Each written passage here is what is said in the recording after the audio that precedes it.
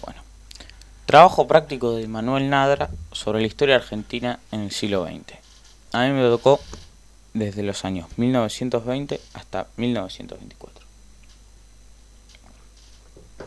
Antes de arrancar, voy a hacer un breve resumen de lo que está sucediendo en el país previo a los años que me tocan. Para ponernos en situación, el presidente de la nación en ese momento era Hipólito Yrigoyen, de la UCR, que venía de ganar las primeras elecciones democráticas de la historia del país en 1918, pero no son del todo democráticas porque no votaban las mujeres. A pesar de haber ganado las elecciones, la Unión Cívica Radical es minoría en las cámaras. Esto llevó a Irigoyen a tener que imponer sus políticas mediante decretos presidenciales y otras herramientas que poseía por ser presidente. De todas formas, estas complicaciones no le impidieron proponer sus políticas económicas. El radicalismo mostró una tendencia económica que se apartaba del liberalismo clásico, a partir de la idea de intervención del Estado en la economía. Otras políticas de gobierno fueron, por ejemplo, la neutralidad ante la guerra, la jubilación, 8 horas de trabajo, guardapolvo blanco, leyes laborales, la reforma universitaria, etc. Un hecho reciente a las fechas que me tocan a mí, previo al 1920, es la Semana Trágica. Resumidamente, la Semana Trágica es el nombre con el que se conoce la represión y masacre sufrida por el movimiento obrero argentino, en la que fueron asesinadas cientos de personas en Buenos Aires en la segunda semana de enero de 1919. Primer masacre obrera de Irigoyen, porque ya veremos que luego hay otra. Bueno, ahora pasamos al primer gobierno de Irigoyen. Entre 1920 y 1921 se produjo una huelga en Santa Cruz de peones rurales debido a sus pésimas condiciones de vida y trabajo. Al ser encabezada por comunistas y anarquistas, el gobierno se preocupó. Al no poder negociar con la huelga, Irigoyen le encomendó al ejército restablecer el orden, lo que significó una durísima represión que incluyó fusilamientos masivos con un saldo de más de 1000 muertos. A este suceso se lo llamó la Patagonia Rebelde o Patagonia Trágica. Sobre los sucesos en la Patagonia, Osvaldo Bayer escribió un libro muy importante llamado La Patagonia Rebelde, que relata todos los hechos sucedidos en esta tragedia, del cual se hizo una película también muy importante y en mi opinión personal es muy buena y se ve muy bien y está muy bien hecha cómo encarnan la situación que se vivió, titulada también con el mismo nombre, llamada La Patagonia Rebelde.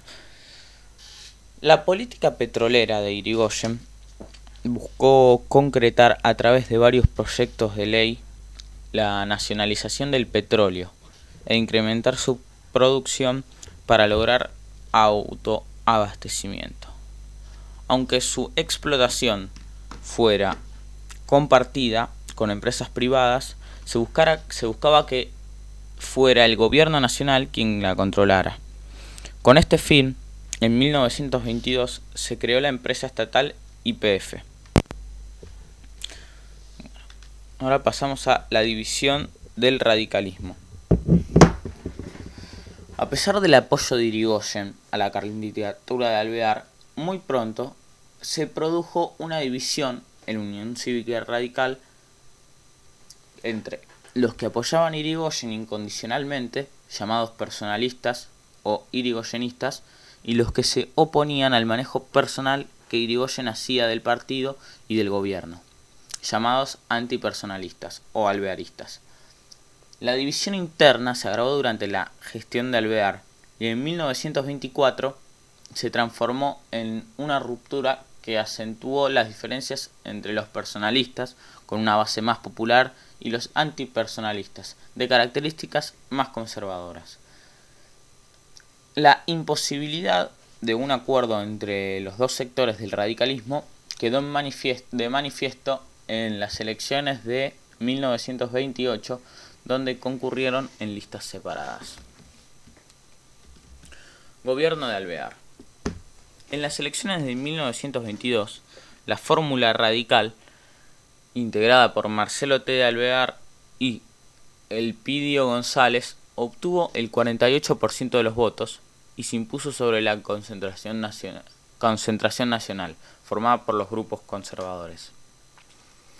Aunque el mandatario era un radical de los primeros tiempos, su elección fue bien recibida por los sectores conservadores, ya que pertenecía a una de las familias más importantes y ricas de la Argentina, y su imagen se alejaba claramente de la figura de Irigoyen, asociado más a los sectores populares. El gobierno de Alvear se desarrolló en un clima de relativa tranquilidad y prosperidad económica, ya que su mandato coincidió con el fin de la crisis mundial de posguerra. El apoyo del gobierno a las actividades agrícolas incentivó a los productores a aumentar las superficies cultivadas, generándose un crecimiento significativo de la producción de trigo, lino y algodón.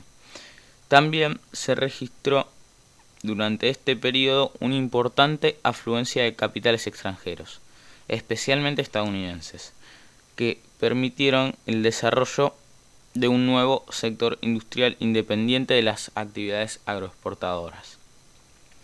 La política social alvearista mejoró la situación de cientos de sectores a través de legislación de prevención social, de la reglamentación del trabajo de menores y mujeres y del establecimiento del pago de los salarios en moneda nacional en lugar de vales. Por otra parte, los precios de los artículos de consumo se mantuvieron estables, los salarios tendieron a recuperarse y disminuyó la desocupación, lo que redujo la conflictividad social durante este periodo.